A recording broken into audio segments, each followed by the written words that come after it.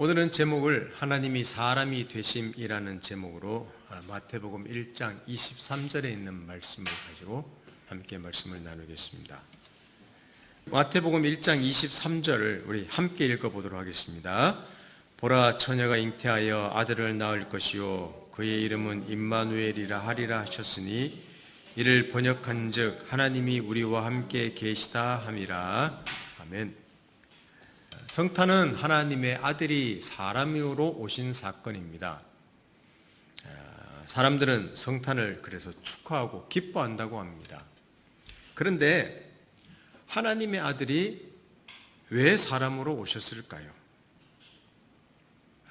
이것이 그렇게도 기뻐할 일일까요? 그렇습니다. 이 사건에는 인간을 향한 하나님의 상상할 수도 없는 그 사랑과 열심이 들어있기 때문입니다. 그러면서도 인간이 도대체 어떤 존재인가를 아주 선명하게 좀 드러내고 어쩌면 노골적으로 드러내고 있는 사건이 이 성탄 사건입니다. 그래서 오늘 하나님이 사람이 되신 이 성탄에 들어있는 큰 두 가지 의미를 한번 짧게 우리 나눠보도록 하겠습니다. 한 가지 드러내고 있는 내용은 인간의 전적인 무능함을 드러내고 있습니다. 여러분, 자기 힘으로 어떤 문제를 해결할 수 없을 때에는 외부의 도움을 요청하죠. 저도 손가락이 아파서 별 방법 다 쓰면서 민간요법까지 쓰면서 손가락이 좀 풀리기를 바랬는데 도무지 제 힘으로 해결할 수 없으니까 외부의 도움을 요청해서 얼마 전에 수술을 했습니다. 깨끗이 또 낫겠죠. 일상에서 이런 일들이 비일비재합니다. 굉장히 많습니다. 우리는 꽤 많이 그런 일을 겪죠. 첫 인간에게 치명적인 문제가 발생했습니다. 죄를 지음으로 하나님의 임재가 떠났습니다. 죽음이 찾아왔습니다. 죽음의 병에 걸리게 되었습니다. 이게 첫사람에게 생긴 치명적인 문제였습니다. 로마서 6장 23절을 보면 죄의 삭선 사망이요 라고 나옵니다. 죽음의 병에 걸렸다는 거죠. 죽음이 인간을 지배하기 시작했습니다. 피하여 숨는 아담과 하와를 하나님께서 찾아오셨죠. 비록 죄와 그 권세가 강력하고 인간을 지배하는 것처럼 보여도 하나님의 상상할 수도 없는 일하심 때문에 그 힘을 잃을 것이라고도 예언했습니다. 그러니까 죄가 지배해서 죽음의 권세가 지배하는 것처럼 보여도 하나님께서는 그 권세를 깨부수겠다 이렇게 약속하셨죠. 우리 많이 찾아본 내용이지만 창세기 3장 15절을 한번 봅니다. 내가 너로 여자와 원수가 되게 하고 내 후손도 여자의 후손과 원수가 되게 하리니 여자의 후손은 내 머리를 상하게 할 것이요 너는 그의 발꿈치를 상하게 할 것이니라 하시고 그랬습니다. 이런 약속을 하나님이 주셨습니다. 죄가 인간을 삼키려고 할 때 대홍수 심판을 내리십니다. 하나님은 큰 상자를 또 지어 자기 사람을 살리십니다. 한 사람을 부르십니다. 그 한 사람의 후손을 통해서 세상이 복을 받게 하시겠다고 하십니다. 수많은 방법, 수많은 사람들을 보내어서 하나님 자신의 뜻을 보이십니다. 그리고 이스라엘 시대가 어두울수록 더 구체적으로 하나님은 한 사람, 한 종을 보내어서 그의 고난, 그의 죽음을 통해서 세상을 구원하시겠다고요. 사람이 그 죄 문제를 해결할 수 없다는 거죠. 죄 문제는 죽음으로만 해결하는데 그럼 우리가 죽어야 되는 거예요. 근데 하나님이 그 일을 해결하시겠다고 하고는 계속 여자의 후손 중에서 뱀의 머리를 상하게 하시겠다, 아브라함의 자손의 세상일 후손들이 복을 받게 하겠다 등등 수많은 말씀을 하시다가 이스라엘이 어두워질 때는 한 종, 한 그 사람이 고난을 통해서, 죽음을 통해서 하나님께서 세상을 구원하실 것을 말씀하십니다. 우리 히브리서 1장 1, 2절을 함께 읽어보겠습니다. 옛적의 선지자들을 통하여 여러 부분과 여러 모양으로 우리 조상들에게 말씀하신 하나님이 이 모든 날 마지막에는 아들을 통하여 우리에게 말씀하셨으니 이 아들을 만유의 상속자로 세우시고 또 그로 말미암아 모든 세계를 지으셨느니라. 그렇게 많은 방법으로 하나님이 자기 뜻을 보이시다가 아들을 통하여, 급기야 아들을 통하여 딱 하나님 뜻을 보이셨다, 그 이야기를 하고 있는 거죠. 그리고 영적으로나 정치적으로나 너무나 어두운 시대, 이스라엘은 로마의 압제 아래 있죠. 하나님의 계시는 없죠. 선지자도 나타나지 않죠. 진짜 어두운 시대 때 한 아기가 태어났습니다. 그냥 행복한 시대 때 태어난 게 아니라 그렇게 어두운 시대 때 한 아기가 태어났습니다. 하나님께서 자기 아들을 사람으로 보내신 것이죠. 하나님 자신이 사람으로 오신 것입니다. 메시지가 너무 선명하지 않습니까? 인간에게서는 구원이 나올 수 없다, 그 메시지를 보이시는 거예요. 죄인이 된 인간 스스로 죄 문제를 해결할 수 없다. 여러분, 죄의 심각성은 그 영향력입니다. 그리고 그 결과인 죽음입니다. 죄를 짓지 않을 수 없습니다. 이 죄는 결국 죽음이라는 심판을 기다리고 있습니다. 그러니까 죽음으로밖에는 해결할 수 없는 거예요. 이것이 인간의 무능함입니다. 내가 죄를 안 지으면 돼. 여러분, 가능합니까? 불가능해요. 죄 안 짓는 거 불가능합니다. 결심하고 그렇게 많은 훈련하고 교육을 받아도 죄를 막을 수는 없습니다. 이 인간의 본질이에요. 더 우리를 좌절하게 하는 것은 그 죄의 결과는 죽음이라는 거죠. 그리고 하나님의 심판을 기다리고 있다는 사실입니다. 인간의 역사에서 이런 인간의 본질적인 문제를 해결하기 위해서 얼마나 많은 노력을 했습니까? 수많은 종교가 생겼습니다. 문명이나 철학이나 지혜로 인간의 그 허무함과 약함을 극복하려고 애썼습니다. 심지어는 서로 사랑하면 된다고 하면서 인류애를 독려하기도 했습니다. 우리가 사랑하면 됩니다. 그 핵심적인 어떤 운동인 뉴에이지 운동이죠. 이런 인간의 무능함을 역사 속에서 너무 선명하게 보여준 예가 있다면 수많은 예가 있겠지만 저는 이스라엘이라고 생각합니다. 하나님의 계시를 직접 받았습니다. 하나님이 수많은 선지자들을 보냈습니다. 하나님이 그렇게 많은 기적들도 보이셨습니다. 심지어는 하나님 아들을 그들 가운데 보내셨는데, 여러분, 이스라엘만큼 하나님의 특별한 은총과 역사심을 겪은 민족이 어디에 있습니까? 근데 아무것도 하지 못했습니다. 심지어는 하나님 아들까지 십자가에 죽게 만들었습니다. 다른 말로 하면 죽어 있다는 말이에요. 자, 여러분, 말씀 잘 들으십시오.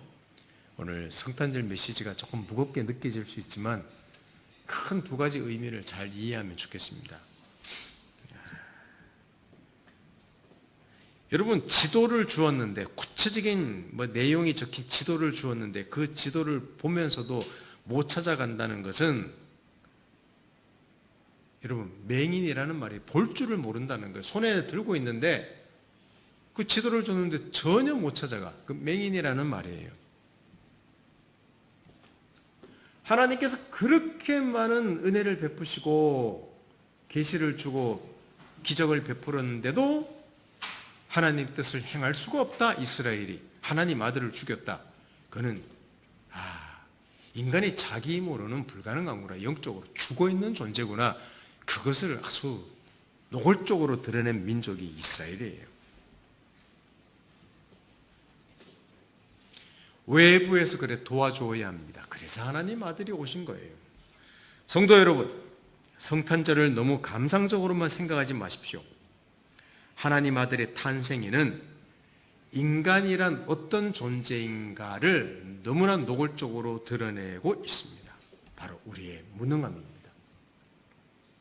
이게 성탄이에요. 하나님 아들이 오셨다, 기뻐합시다. 그 이전에 물론 기뻐해야 되는, 궁극적으로는 기뻐하는 거지만 인간이 우리 힘으로 우리 인간이 어떤 근본적인 문제를 해결할 수 없는 존재구나. 그것을 이 성탄이라는 사건에는 깊이 들어있다는 사실입니다.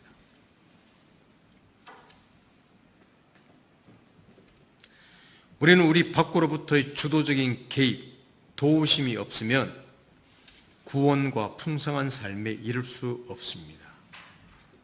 이것이 우리가 가져야 될 정직한 태도입니다. 또 하나 말씀드리도록 하겠습니다. 이 성탄에는 하나님의 열심과 그 사랑, 열심이 나타나 있습니다. 드러나 있습니다. 이미 말씀드린 내용이지만 조금 반복한다면 이런 인간에게 하나님께서 주도적으로 은혜로 열심히 개입하시고 일하셨기에 인간에게는 소망이 있다는 사실입니다. 여러분, 이스라엘 역사에는 또 성경의 내용은 얼마나 하나님께서 자기 백성을 위해서 열심히 개입하셨는가, 그 내용이 가득 차 있습니다. 아주 드라마처럼 성경에 나타나 있다는 사실입니다. 이런 모든 개입, 약속, 예언과 일하심은 하나님의 어떤 개입을 하십니다. 약속을 하십니다. 하나님의 어떤 의지를 보이십니다. 그 모든 것들은 무엇을 궁극적으로 목표하고 있는가 하면 자기 아들, 곧 하나님 자신이 사람으로 오시겠다는 것을, 보내시겠다는 것을 궁극적으로 약속하고 있는 내용이에요.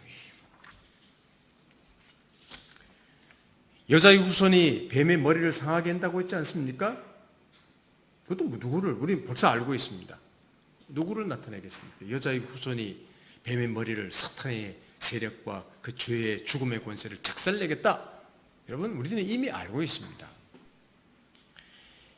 이스라엘이 이집트에서 출애굽할 때 양의 피를 발라서 그들이 생명을 얻었습니다. 죽음의 사자가 지나갔다고 했습니다. 여러분, 짐승의 피가 어떻게 염소 피라든지 양의 피가 특별한 효능이 있습니까? 아닙니다. 하나님께서 보내시는 한 사람의 죽음으로 구원하신다는 것을 보여주신 거예요. 그리고 이스라엘 역사 내내 다윗의 후손 가운데 한 사람, 구원자가 올 것이다. 다윗 후손이라는 것은 왕이라는 말입니다. 왕이 된 분이 올 것이다. 근데 이스라엘이 어두울 때, 이스라엘 백성이 어두워지고 멸망이 다가올수록 얼마나 그 다윗의 후손으로 오실 분이 어떤 분인지에 대해서 하나님께서 노골적으로 툭툭 그냥 너무 노골적으로 드러내는 내용이 많습니다. 이사야 7장 14절과 9장 6절을 우리 한번 읽어볼까요? 이사야 7장 14절과 이사야 9장 6절이라는 성경을 같이 한번 읽어보겠습니다. 자, 시작. 그러므로 주께서 친히 징조를 너에게 주실 것이라. 보라, 처녀가 잉태하여 아들을 낳을 것이요 그의 이름을 임마누엘이라 하리라. 9장 6절 시작. 이는 한 아기가 우리에게 낳고 한 아들을 우리에게 주신 바 되었는데 그의 어깨는 정사를 메었고 그의 이름은 기묘자라, 모사라, 전능하신 하나님이라, 영존하시는 아버지라, 평강의 왕이라 할 것임이라. 아멘. 여러분 보십시오. 한 아기가, 처녀가 잉태하여 아들을 낳는다. 갑자기 이스라엘 왕에게 이사야가 예언하는 내용이에요. 어떤 하나님의 메시지를 그에게 주면서 먼 미래에 있는 이야기들을 툭툭 뱉어내는 겁니다. 하나님이. 물론 그 당사자한테도 주시는 내용이기도 합니다. 생각해 보십시오. 한 아기가 우리에게 낳는데 그는 여기 보시면 기묘자, 원더풀이라 그랬지 않습니까? 모사라, 카운셀러라, 전능하신 하나님, 영존하신 아버지, 전부 다 뭐냐면 하나님이 아들로 오신다는 걸 이야기하는 거예요. 세상에. 이런 내용을 선지자를 통해서 툭툭 뱉어내시는 거예요. 하나님께서. 어두운 시대일수록. 또 바벨론의 포로로 끌려가 있는 다니엘에게 주신 환상도 보십시오. 환상 기가 막힙니다. 다니엘 7장 13, 14절도 우리 한번 같이 읽어보겠습니다. 시작. 내가 또 밤 환상 중에 보니 인자 같은 이가 하늘 구름을 타고 와서 옛적부터 항상 계신 이에게 나아가 그 앞으로 인도되매 그에게 권세와 영광과 나라를 주고 모든 백성과 나라들과 다른 언어를 말하는 모든 자들이 그를 섬기게 하였으니 그의 권세는 소멸되지 아니하는 영원한 권세요 그의 나라는 멸망하지 아니할 것이라. 아멘. 여기 보십시오. 하늘에서 인자 같은 이라는 말은요, 인자, 사람의 아들 같은, 그래서 사람의 모양을 가진 이가 하늘에서 내려왔다는 말은 신적 존재라는 말이에요. 근데 그 신적 존재를 통해서 언어가 다른 사람들, 다른 모든 백성들이 다 모인다는 말은 세상을 구원하신다는 말입니다. 그리고 그 권세는 소멸되지 않은 영원한 권세, 그 나라는 망하지 않는다는 말은 그를 통하여 하나님께서 영원한 하나님 나라를 이루신다는 말이, 이것을 다니엘을 통해서 환상을 보여주셨는데, 세상에 여러분, 우린 벌써 누군지 떠올리게 됩니다. 사람인데 하늘에서 온 자, 그가 세상을 구원해, 그리고 하나님 나라를 이루 예수 그리스도 아닙니까? 이걸 예수께서 태어나시기는 수백 년 전에 그 어두운 시대 때 보여주신 거예요. 그 톡톡 하나님이 드러내신 것입니다. 심지어 그 존재가 어떤 일을 할 것인가, 종의 신분, 낮아져서 죽음으로 그 일을 하겠다는 것까지 노골적으로 드러내고 계십니다. 자, 이사야 53장 2절 4절을 한번 보겠습니다. 자, 제가 읽어드릴 테니까 여러분들 자세히 한번 보십시오. 그는 주 앞에서 자라나기를 연한 순 같고 마른 땅에서 나온 뿌리 같아서 고운 모양도 없고 풍채도 없은즉 우리가 보기에 흠모할 만한 아름다운 것이 없도다. 그는 멸시를 받아 사람들에게 버림받았으며 강고를 많이 겪었으며 질고를 아는 자라. 마치 사람들이 그에게서 얼굴을 가리는 것 같이 멸시를 당하였고 우리도 그를 귀히 여기지 아니하였도다. 그는 실로 우리의 질고를 지고 우리의 슬픔을 당하였거늘 우리는 생각하기를 그는 징벌을 받아 하나님께 맞으며 고난을 당한다 하였노라 그랬습니다. 여러분, 갑자기 이사야 선지자를 통하여 나타낸 이 어떤 한 종이 고난받는다는 것, 죽음으로 구원한다는 이야기가 갑자기 왜 튀어나옵니까? 이것이 하나님께서 곳곳에 드러내신 사실 성탄에 대한 하나님의 메시지입니다. 그렇습니다. 수많은 예언에서 말씀하셨던 것처럼 창조주가 피조물이 되었습니다. 이 사건은 되게 위대한 사건이에요. 창조주가 피조물이 됐다는 겁니다. 있을 수도 없는 일입니다. 영원하신 분이 시간 세계로 들어오셨습니다. 생명이신 분이 죽기 위해 오셨습니다. 그리고 이스라엘을 작은 마을에서 한 아기가 태어났습니다. 바로 이 이야기예요. 마지막 구절입니다. 마태복음 1장 21절에서 23절을 같이 읽어보겠습니다. 마태복음 1장 21절에서 23절을 우리 함께 읽어보겠습니다. 시작. 아들을 낳으리니 이름을 예수라 하라. 이는 그가 자기 백성을 그들의 죄에서 구원할 자이심이라 하니라. 이 모든 일이 된 것은 주께서 선지자로 하신 말씀을 이루려 하심이니 이르시되 보라 처녀가 잉태하여 아들을 낳을 것이요 그의 이름은 임마누엘이라 하리라 하셨으니 이를 번역한즉 하나님이 우리와 함께 계시다 함이라. 선명한 내용이죠. 자기 백성을 죄에서 구원할 자가 오는데 처녀가 아까 이사야 말씀했고 9장 6절에 말씀했지 않습니까? 처녀가 잉태하여 아들을 낳는 이야기 마태복음 1장 23절이 그 내용을 그대로 말씀하고 있습니다. 하나님께서 사람으로 오셨습니다. 사람과 함께 계시며 사람으로 사람을 살리십니다. 외부에서 자기 힘으로 구원할 수 없는 인간을 살리기 위해서 하나님이 직접 오셨다는 것입니다. 이런 수많은 예언과 약속이 바로 자기 아들, 곧 하나님 자신이 사람으로 오셔서 사람들을 살리시겠다는 약속이었습니다.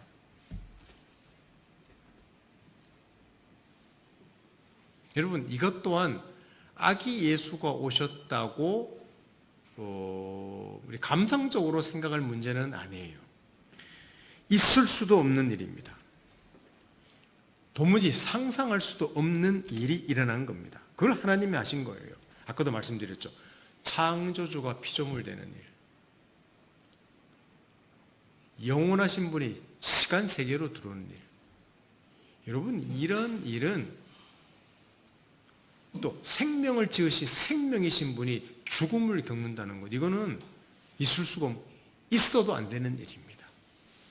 하나님 자기 법칙이에요. 그것을 하나님이 깨뜨렸다는 겁니다. 이게 성탄이라는 말의 의미예요. 아, 아기를 오셨다. 그 아기 누울 자리가 없구나. 평안한 아기구나. 여러분, 아기를 축하합시다. 그 정도 사건이 아니에요. 이거는 있을 수도 없는 사건을 사람을 위해서 하나님이 행하신 그의 열심이라는 말입니다.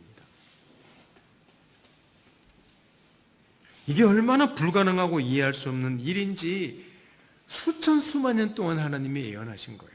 그리고 이 사건 한 사건이 얼마나 아들의 오신 사건이 강력한 사건인지, 우리는 뭐 AD, BC라고 해서 예수님 태어난 것을 역사의 중앙이라고 하지만 저는 그건 상관없다고 생각합니다. 보통 AD 4년에 태어났다고 합니다. 그거를 0년이라고 잡고 있지만, 여러분, 뭐 역사의 중앙이면 어떻고 후반이면 어떻습니까? 예수님이, 하나님이 아들을 보내어 예수를 보내온 그 사건이 여러분 어떤 순간에 있었을지라도 그 사건은 절대적인 사건이에요. 영원한 사건이에요. 유일한 사건이에요. 한 번 사건이 영원한 효력을 가진 사건입니다. BC 500년 전에 태어난 사건도 인류 역사에 있는 모든 사람의 죄 문제를 다 해결할 수 있는 사건이었습니다. 여러분, 그러한 사건이기 때문에 하나님께서는 수도 없이 많이 반복해서 자기 아들을 통해서 구원하신다는 상상할 수도 없는 사건을 미리 예언하신 것입니다.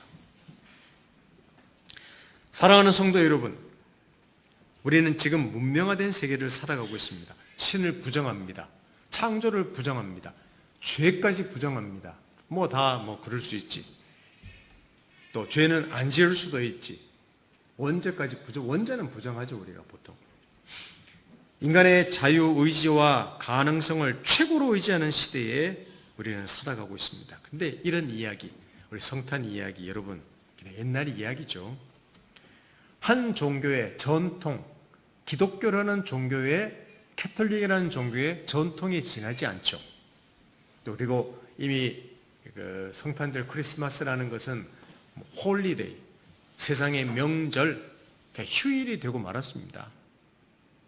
이미 잘 알다시피 아기 예수라고 우리 만들어서 말하고 있지만 결국은 성탄절의 핵심은 산타클로스가 돼버렸으니까 이미 세상은 사실은 예수 그리스도 이 성탄의 의미를 모릅니다. 그건 어쩔 수가 없죠. 그러나 성탄의 의의는 변함이 없습니다. 이 성탄에는 우리를 위한 하나님의 의지와 열심이 터져나오고 있습니다.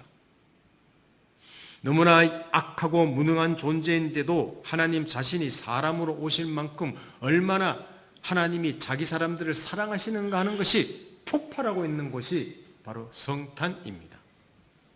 여러분, 감상적인 감상을 넘어서 하늘의 세계가 이 땅의 세계로, 생명이 죽음 안으로 들어오며 영혼이 유한한 세계로 들어와서 우리와 함께 계셔서 살린다는 사실을 잘 기억하면 좋겠습니다. 그냥 성탄의 분위기를 감상할 정도 이상이구나. 이런 2000년 전에 일어난 한 사건, 아기 예수가 탄생했었다. 그것이 아니라 지금도 일어나고 있는 사건입니다. 여러분, 하나님 아들이 2000년 전에 오셨죠. 근데 그거는 한 번 사건이 아니에요. 제가 절대적인 사건이라고 했지 않습니까? 지금도 하나님 아들의 오심은, 하나님이 우리에게 오심은 지금도 변함없이 계속되고 있습니다. 저는 이번 성탄절을 준비하면서 여러 가지 일로 분주했고 좀 힘들기도 했습니다. 좀 몸도 많이 약했고 또 제 약함도 많이 발견됐고 무능함도 처절하게 느꼈습니다. 또 그러면서 하나님께 기도하고 이 성탄의 의미를 묵상하고 하는 중에 또 그 모든 과정 중에 또 하나님의 도우심, 공급하심, 또 하나님의 강력한 역사하심 등을 등등도 이렇게 경험할 수 있었습니다. 제가 이 말씀드리는가 하면 아주 작은 일처럼 보이지만 하나님은 지금도 낮은 곳으로 임재하셔서 자기 사랑과 열정을 누구에게? 너무나 무능한 우리들에게 보여주신다는 사실이죠. 외부에서의 도움이 아니면 구원과 생명과 풍성한 삶이 있을 수 없다는 것을 지금도 보여주시는 것입니다. 지금도 저는 그래서 하나님의 도우심을 매일매일 필요로 합니다. 여러분, 매일 우리 자신의 약함과 무능함을 알고서 탄식해야만 합니다.